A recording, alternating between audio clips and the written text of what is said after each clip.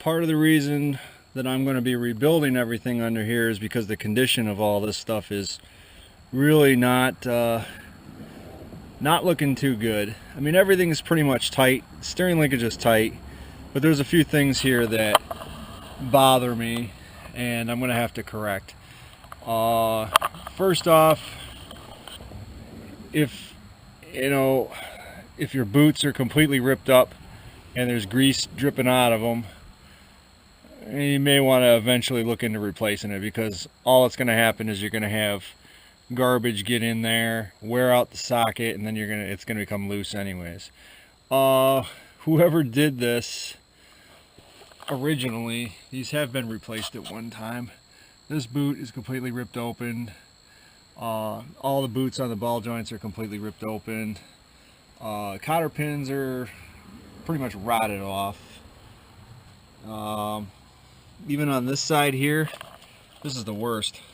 This is just a regular nylock nut on the driver's side tie rod end, and yeah, this has been replaced. This is different than the one on the other side.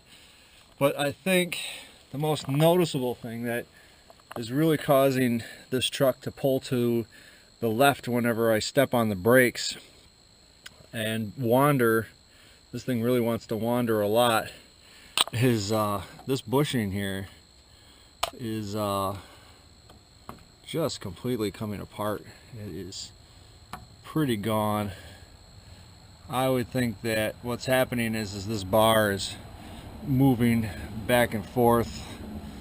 Even though it's tight, I checked these nuts. I checked the nylocks on this thing to see if they were slightly loose, because they have been known to back off, and that will allow the control arm to sway back and forth. I think that's exactly what's happening here, is these bushings are just so shot after however many years they've been on there that it's time for them to go. It's time for me to rebuild. I've got the bushing kit. It's a Moog kit. I'll give you the part number, and that's what I'm going to put on there. I'm going to put Moog everything, basically. I've got some parts that I've already collected, some parts that I've already replaced.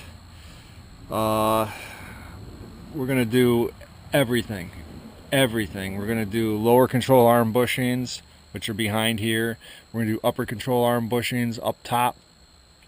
Moog center link, Moog tie rod ends.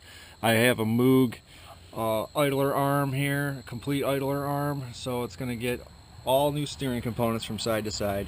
I've got Moog bushings here for these, so that's going to be all Moog, and then I'm going to use energy suspension for the control arm bushings, both the upper and lowers. That should get us in pretty good shape. I'm also, since I'm going to be in here, I am going to replace the torsion bars with the ones off the heavy duty truck that I just got done cutting up and sending to the scrapyard. That's all I can think of for the front end. That's basically everything.